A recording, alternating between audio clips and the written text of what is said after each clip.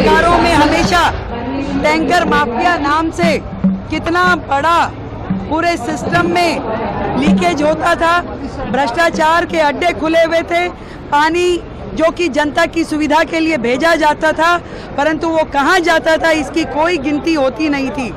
अब ये सरकार, नरेंद्र मोदी जी के नेतृत्व वाली दिल्ली की नई सरकार पूरी तरीके से पारदर्शी और सुगम जल आपूर्ति के लिए संकल्पित है। और आज जो दिल्ली में 1111 टैंकर्स भेजे जा रहे हैं, अब से हर एक टैंकर पे दिल्ली सरकार के नाम की ब्रांडिंग, ताकि टैंकर कहीं भी खड़ा हो तो ये संज्ञान में रहेगा कि ये दिल्ली सरकार के द्वारा भेजा हुआ जल है।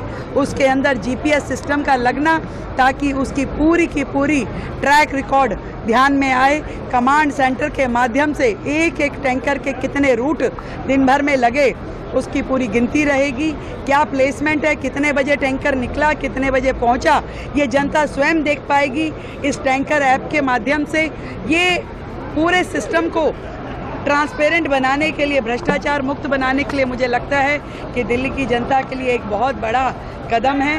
और दिल्ली की तक जो दिल्ली के हक का पानी है अब जनता को मिल पाएगा, लोगों को मिल पाएगा। ढेरों बधाई, शुभकामनाएं दिल्ली की जनता को और हमारे मंत्री प्रवेश वर्मा जी को। आप सबके माध्यम से जो ये पूरा प्रोजेक्ट खड़ा हुआ, सभी अधिकारियों ने जो मेहनत करी, हमारी विभाग ने जो मेहनत करी, बहुत बहुत सबको साधुवाद। मैम, पिछले सरकार के टैंकर माफियाओं का अंत माना जाए इस सवाल से, इस कदम से टैंकर माफियाओं का पूरे सिस्टम में जहाँ जहाँ भी भ्रष्टाचार है उन सभी लीकेजेस को बंद करने के लिए सरकार तो जो है वो प्रतिबद्ध है। कहीं भी किसी भी अधिकारी को, सिस्टम को, किसी अन्य व्यक्ति को ये मौका नहीं मिलेगा कि सरकार के रहते हुए भ्रष्टाचार करे। कोई इसकी जानकारी नहीं थी, कोई इसका मैनेजमेंट सिस्टम नहीं था। हमने केवल इतना किया है कि पूरी निगरानी होगी, सरकार पूरी पेमेंट करेगी, मगर उसके बदले में काम भी चाहिए। तो जिसको जो पॉइंट दिए जाएंगे, जो उसको लोकेशन दी जाएंगे, अगर एक दिन में उसको 9 ट्रिप करने, 10 ट्रिप करने, उसको लोकेशन दी जाएगी।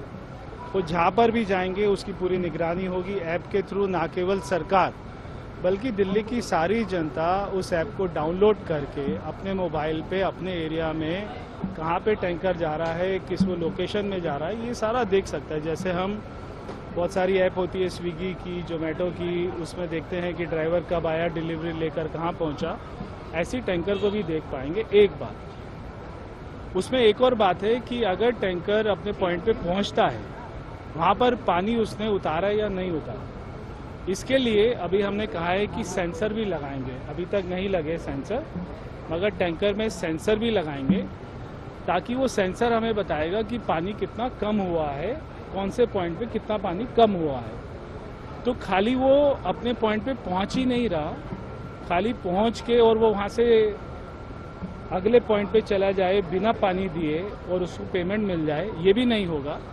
तो वो सेंसर ये बताएगा कि पानी उसने कितना वहाँ पे कम हुआ है।